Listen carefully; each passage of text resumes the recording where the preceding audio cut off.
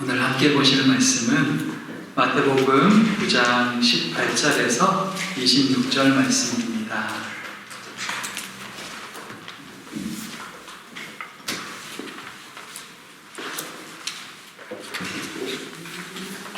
마태복음 9장 18절에서 26절 말씀입니다.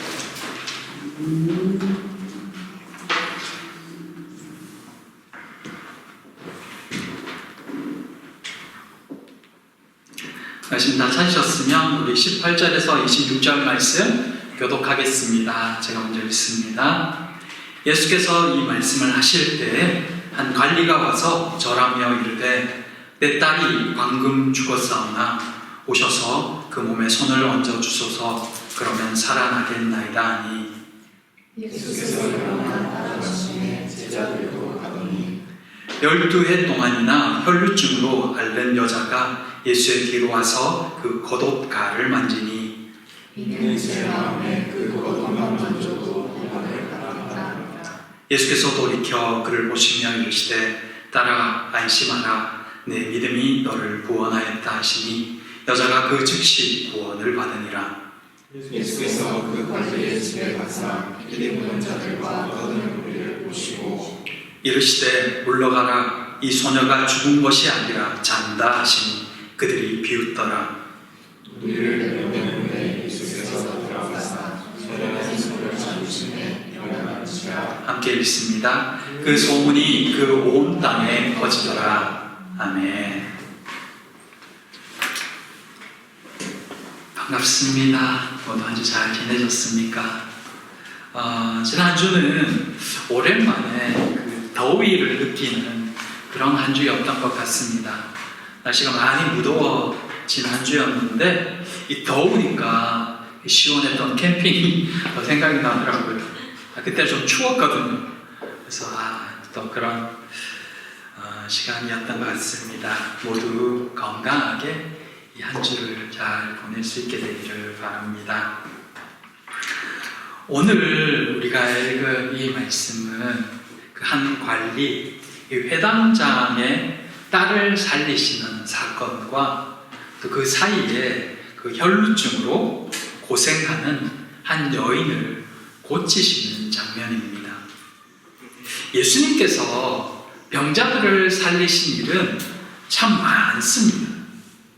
근데 그 중에서 오늘 본문이 가지는 특별한 점은 무엇일까요? 이 고침의 사건을 통해서 오늘 우리에게 어떤 말씀을 하시는지 깨닫게 하시는지 본문을 함께 읽으면서 생각해 보았으면 좋겠습니다. 성령께서 깨우쳐 주시는 이 시간 되기를 바랍니다. 첫째, 내 딸이 방금 죽었습니다. 오늘 본문 앞에는 지난 시간 나눴듯이 예수님께서 세리마태를 부르시는 장면과 또 함께 식사하시는 장면, 그 모습을 보면서 불만을 제기하는 바리새인들, 그리고 금식하지 않는 예수님과 제자들을 이상하게 쳐다보고 있는 요한의 제자들, 질문하는 그들에게 복음에 대해서 말씀하시는 예수님의 모습이 나옵니다.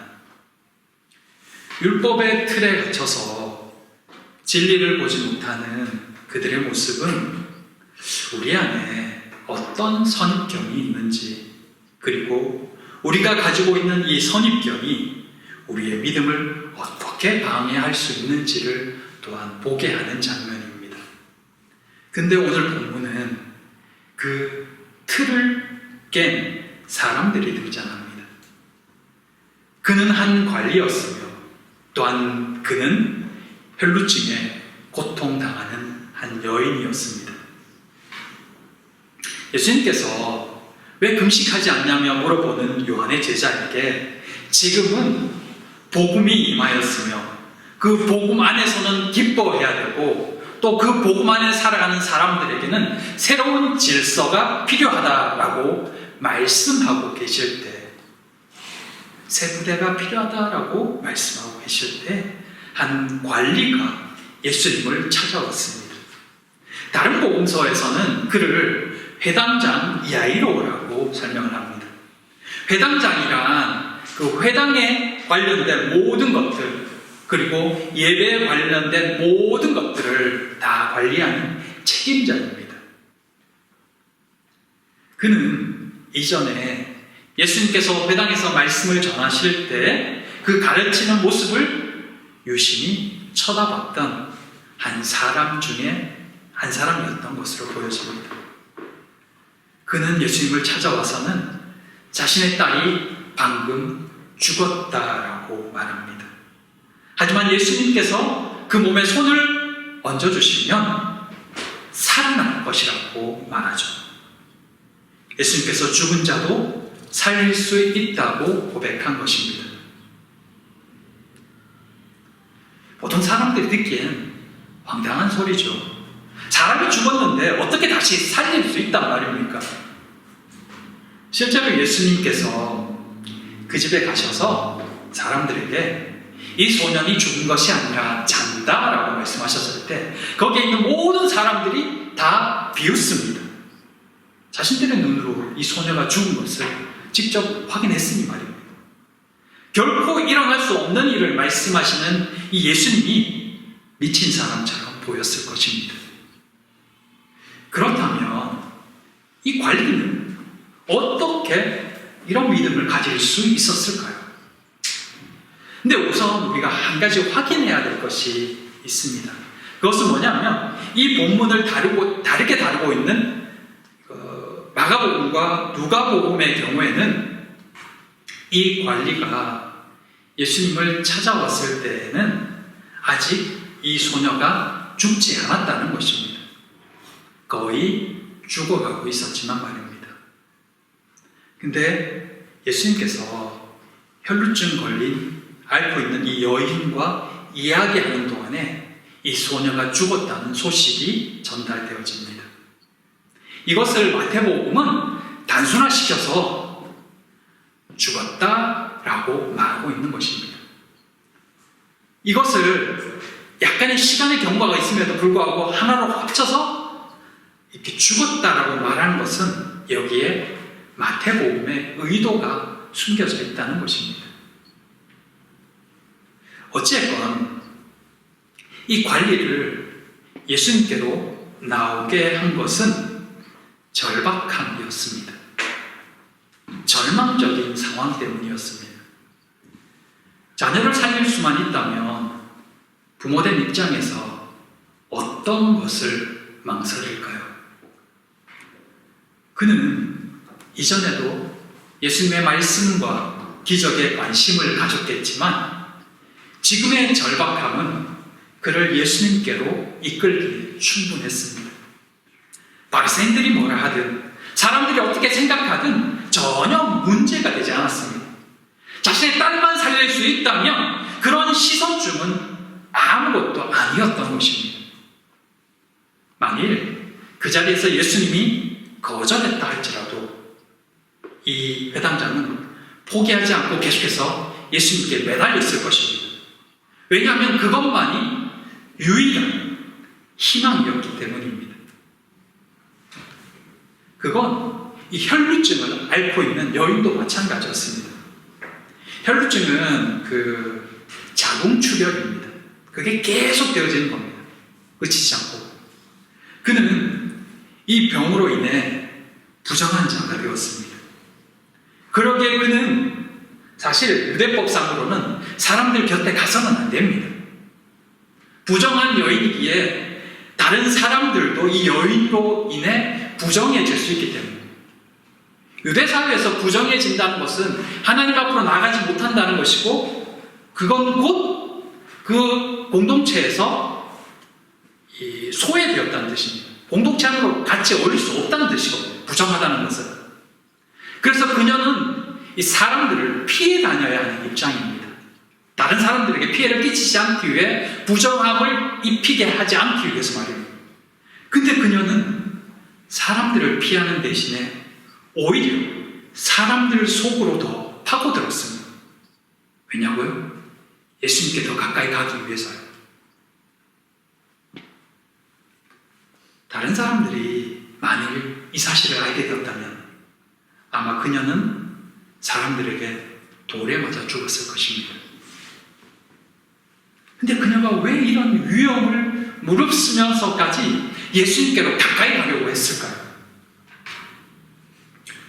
돌에 맞아 죽을 위험도 감수할 만큼 그녀도 절박했기 때문입니다. 작은 출혈이 그만큼 그녀를 낙담하게 만들었고 인생을 무너지게 만들었습니다.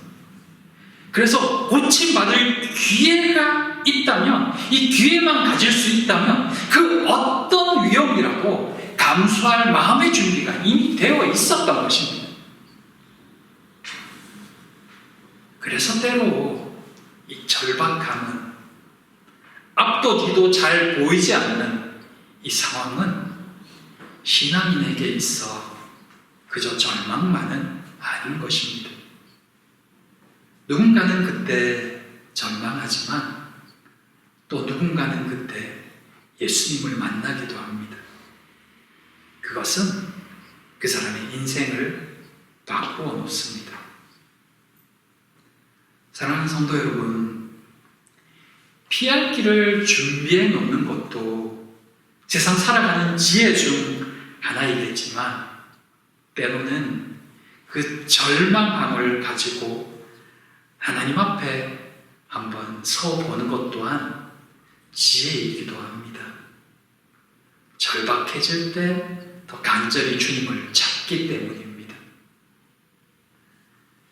절망적인 상황에 처하는 것은 별로 원하는 일은 아니지만 어쩔 수 없이 맞닥뜨려야 되는 상황이 온다면 그것을 하나님 앞에 더 가까이 가는 기회로 삼으시기 바랍니다.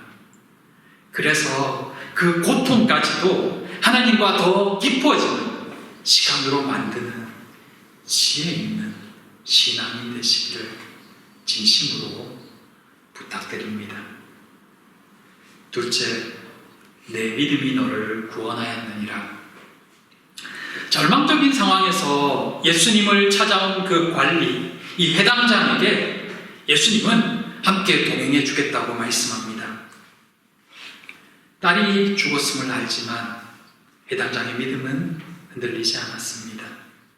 근데 그 길을 가는 도중에 한 혈루증 앓는 여인이 무리들 사이에서 예수님의 옷자락을 만집니다. 그 여인은 예수님의 겉옷만 만져도 나을 것이라는 확신이 있었던 것입니다. 그렇다면 예수님의 옷자락을 만진 여인이 그 즉시로 나았을까요? 그 부분에 대해서는 본문이 정확히 이야기하지 않습니다. 즉시로 나았을 수도 있고 아니면 예수님의 말씀 이후 완전히 고침 받았는지도 모릅니다. 근데 예수님께서 주목하신 것은 그 다음이었습니다. 예수님이 돌이켜 그 여인을 보시고는 안심시켜 주시면서 그녀가 그 믿음으로 인해 구원받았다고 선포하시는 것입니다. 이 구원받았다라는 이 선포 속에 이 여인의 아마 병고침도 함께 포함되어져 있었을 것입니다. 오늘 본문은 그 당시 상황에 대해서 간략하게 기록하고 있지만 마가복음이나 누가복음에 보면 예수님께서 뒤를 돌아보시면서 누가 내 옷자락을 만졌느냐라고 말씀하시는 장면이 있습니다. 그것이 부정한 몸으로 군중들 사이에 들어와서 예수님을 만졌다는 것을 군중들이 알게 되면 아마 이들이 가만히 있지 않을 수도 있고, 왜냐하면 부정한 자가 자기 곁을 스쳐 지나갔으니까 자신들도 부정해졌을 거라는 거죠. 그러니 이 사람들이 충분히 화를 낼 수 있는 상황이거든. 예수님도 이걸 알고 계시다는 거죠. 그럼에도 불구하고 굳이 이 사실을 예수님께서 상기시키는 이유가 어디에 있을까요? 혼자만 조용히 알고 넘어갈 수도 있는데 마태복음에 나오는 이 본문처럼 정말 말 그대로 그냥 그 여인에게만 구원을 선포할 수 있는데 굳이 그것까지 끄집어내는 이유가 어디에 있을까요? 이게 이유가 있다는 것입니다. 이게 왜 중요하냐? 이것이 새 시대, 복음이 임한 새 시대, 새 포도주를 담을 새 부대의 모습이기 때문입니다. 본문 앞에는 바리새인과 요한의 제자들이 여전히 구약의 율법에 갇혀 복음을 이해하지 못하는 모습이 나옵니다. 그들은 한 사람의 생명과 구원보다는 그 율법을 지켰느냐 안 지켰느냐가 더 중요한 사람들이었습니다. 그들에게 예수님은 이 생명의 복음에 대해서 실제적인 사건을 통해 가르치고 있는 게 오늘 본문이거든요. 앞에 나오는 여러분이 알고 있는 새 포도주는 새 부대가 필요하다는 말씀이죠. 근데 새 포도주는 예수님으로 말미암아 전해질 복음이며 영원한 생명입니다. 그리고 그 생명을 받을 자는 바로 믿음을 보인 자라는 것입니다. 믿음을 드러낸 자라는 것입니다. 그것이 바리새인들에게, 요한의 제자들에게 새 시대에 맞는 새 부대에 대해 말씀하신 직후에 회당장 야이로와 혈루증 앓는 여인이 등장한 이유입니다. 아무 이유 없이 그 예수님이 말씀하고 계실 때 그들이 나타난 것이 아니라는 거죠. 중요한 것은 율법을 지켰느냐 못 지켰느냐가 아니라 죽은 자들이 참 생명을 얻는 것, 그것임을 가르친 것입니다. 그 예가 바로 12살 된 소녀를 살린 일이었습니다. 12년 동안 자궁출혈로 생명의 근원인 피를 쏟으며 고통당하는 죽어가는 여인을 살리신 이유입니다. 죽어가는 영혼들, 이미 하나님에게서 멀어져 죽은 영혼들, 그들에게 참 생명을 주는 일, 영원한 생명을 얻게 하는 것, 그것이 주님이 이 땅에 오신 이유이며 십자가를 지신 이유인 것입니다. 그것을 몸소 보인 사건이 바로 이 죽은 소녀를 살리신 사건인 것입니다. 복음은 사람을 살리는 것이라는 것을 사건을 통해 직접 보여주고 계신 것입니다. 그래서 마태복음이 죽은 소녀라고 표현하는 것입니다. 그를 예수님께서 살리신 말입니다. 그리고 그것은 믿음에 기초하고 있다는 것도 함께 보여주는 것입니다.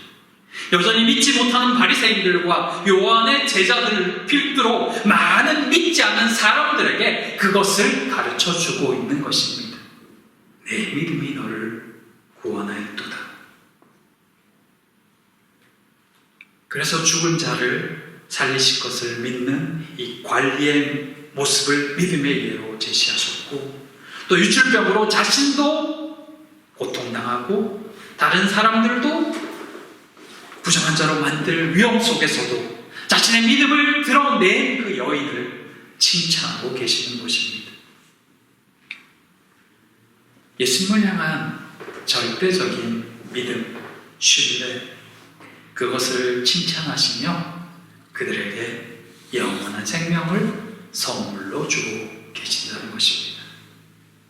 그리고 우리에게 그런 믿음이 있느냐고 물으시는 것입니다. 죽은 자를 살리는 능력이 예수께 있음을, 영원한 생명을 주실 수 있는 분이 예수님이심을 보여주시며 또한 우리에게 묻고 계신 것입니다. 이것이 복음이고 이것이 복음의 능력입니다. 예수님께서 이 일을 이 땅에 오셨던 것입니다. 참 생명을 주시기 위해서 말입니다. 그들은 예수님께 절대적인 믿음을 보였고 그 믿음을 보신 예수님은 그들에게 참 생명을 주셨습니다. 사랑하는 성도 여러분, 믿음이란 무엇일까요?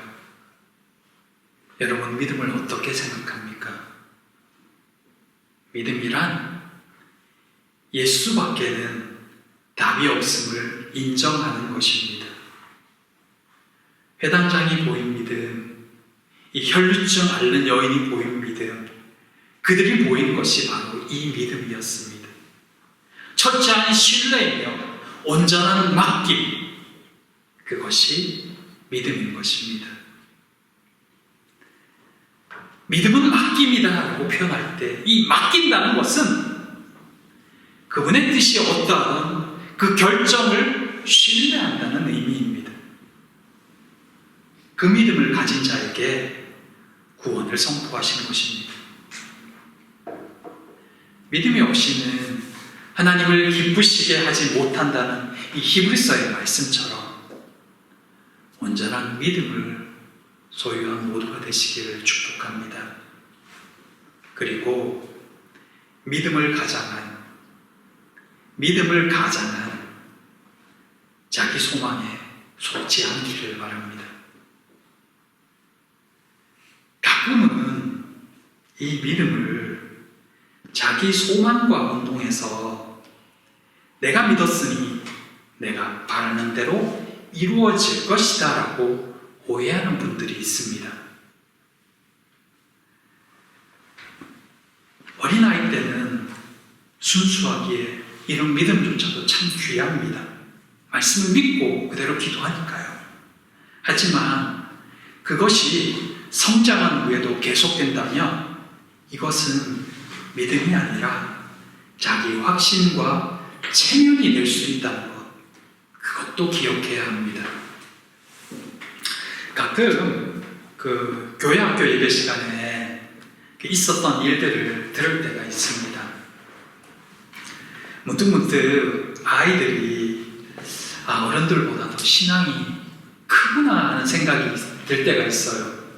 그들의 말 한마디 한마디가 정말 가슴을 울리는 때가 가끔씩 있거든요. 한 번은 그 기도에 대해서 말씀을 전하면서 기도하자고 했답니다. 그랬더니 아이들이 자신들이 기도하고 싶어하는 것과 또 기도했던 것들에 대해서 이야기를 한마디씩 했는데 그 중에 이 기도 좀 한다는 한 아이가 이런 말을 했답니다. 하나님은 내 기도를 잘 안 들어주시는 것 같아요. 내가 정말 갖고 싶은 레고가 있는데 단종이 돼서 안 나온대요.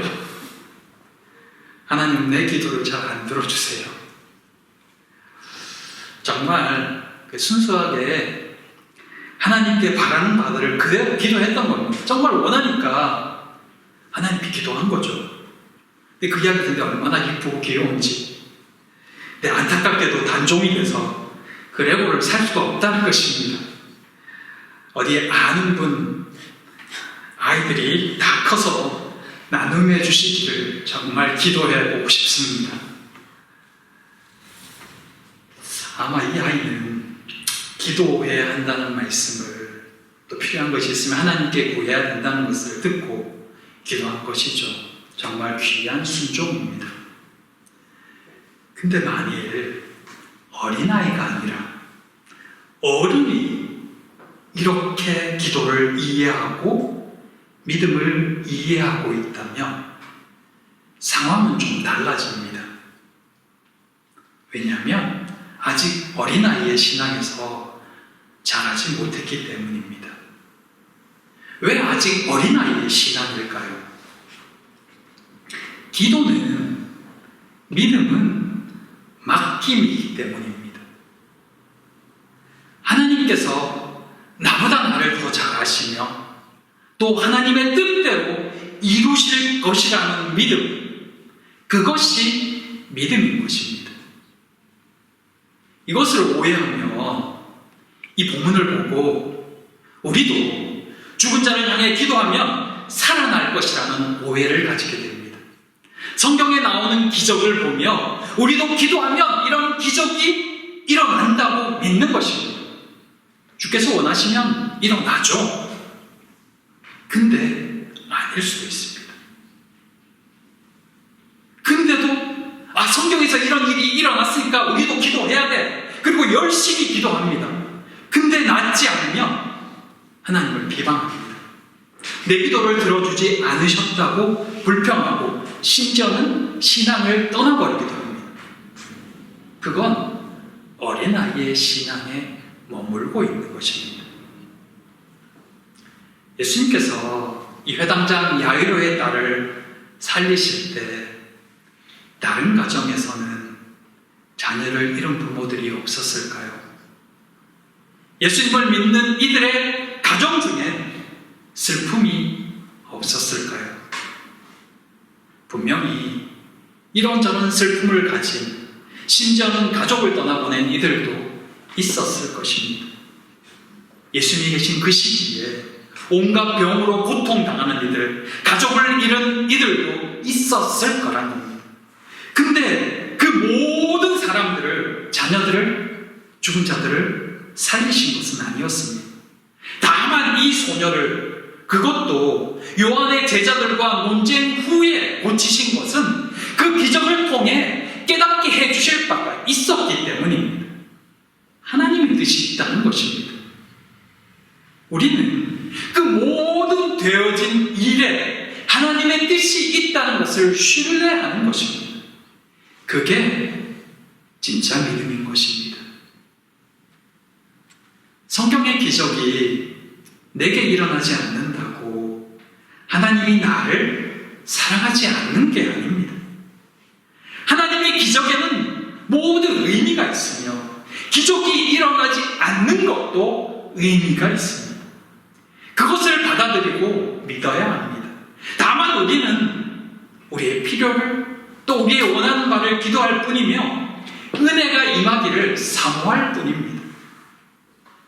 믿으면 다 된다, 기도하면 다 된다는 식의 믿음 강요는 하나님의 말씀이 아니며 원래 하신 말씀의 의미가 아닙니다. 내가 구했으니 하나님이 응답하셔야 하나요? 그러면 하나님은 나의 알라딘의 지기가 되는 건가요? 아닙니다. 내가 주인이 아닙니다. 내 삶마저도 내가 주인이 아니라는 것입니다. 이미 그분이 핏값으로 나를 사셨거든요. 그걸 인정하는 것이 신앙이 아닌가요? 하나님이 내 삶의 주인입니다가 참 신앙이 아닌 건가요? 하나님의 긍휼을 구하는 것이며 하나님의 뜻에 맡기고 하루하루를 살아가고 따르는 것, 그것이 하나님을 주인으로 모시는 신앙인의 삶입니다. 그분이 나를 사랑하시고 내 길을 더 잘하시고 내게 가장 선한 것으로 주신다는 것, 그걸 믿는 게 믿음이고 그게 바로 신앙인이라는 것입니다. 우상숭배와 하나님을 섬긴다, 하나님을 믿는다는 것의 차이는, 우상은 내가 원하는 바를 들어주기 위해 만든 가짜신이고, 하나님은 내가 섬기고 그 뜻을 따라야 할 지존자, 창조자이신 것입니다. 예수님께서 그 소녀를 만나러 그 집으로 가셔서 울고 있는 사람들에게 이렇게 말씀하셨죠. 이 소녀가 죽은 것이 아니라 잔다. 사람들이 비웃습니다. 실제로 이 소녀가 죽은 게 맞잖아요. 죽었잖아요. 근데 왜 예수님은 죽은 소녀를 향해서 죽었으나 내가 살릴 것이다가 아니라 잔다라고 말씀하시죠? 죽지 않았다고. 왜 그렇게 말씀하실까요? 죽음이 영원한 끝이 아니기 때문입니다. 끝나지 않았다는 것입니다. 죽음 이후에 또 다른 삶이 있다는 것입니다. 그래서 이 죽음마저도 잠시 있다 깨어날 잠으로 표현하신 것입니다. 영원한 삶이 죽음의 문 뒤에 있다는 것입니다. 예수님은 그 삶을 우리에게 주시기 위해 이 땅에 오셨고 또 우리 죄를 위해 죽으셨다 살아나신 것입니다. 우리는 그 주님을 믿는 것입니다. 영원한 생명을 주실 그 주님을 믿고 신뢰하며 또 기도하는 것입니다. 세상에 잠시 있을 동안에 그 어떤 것이 우리가 원하는 대로 응답되지 않았다고 해서 주님을 원망할 것이 아니라 모든 것에 주님의 뜻이 있음을 믿으며 우리는 그저 우리가 아는 한도 내에서 긍휼하심을 구하며 기도하고 또 믿을 뿐입니다. 내게 가장 선한 것을 주시며 가장 좋은 길로 인도하실 그 주님을 신뢰하며 말입니다. 그게 바른 믿음입니다. 그게 신앙의 삶입니다. 사랑하는 성도 여러분, 주님은 그걸 위해 이 땅에 오셨고 또 우리에게 그것을 약속하셨습니다. 죽은 소녀를 살리셨듯 그렇게 우리에게 참 생명을 허락하셨으며 약속하셨습니다. 그 약속을 믿고 오늘을 감사하며 살아가는 것입니다. 우리의 필요들을 다 구하되 더 큰 하나님의 나라를 구하며 하루하루를 최선을 다해 살아가는 것입니다. 그렇게 오늘을 살아가는 모두가 되시기를 바랍니다. 주께서 사랑하시는 우리 모든 가정들 가운데 은혜와 긍휼을 베풀어 주시기를 진심으로 소망합니다. 이 시간 함께 기도하기를 원합니다. 우리의 삶 가운데 하나님의 뜻을 또 분명히 믿으며 소망을 가지고 살아가는 우리가 되게 해달라고, 우리를 통해 주의 뜻이 이루어지기를 그 가운데 우리와 우리 교회를 사용해 달라고, 그렇게 우리를 이끌어 달라고 우리 소망하며 같이 기도하도록 하겠습니다. 기도합니다.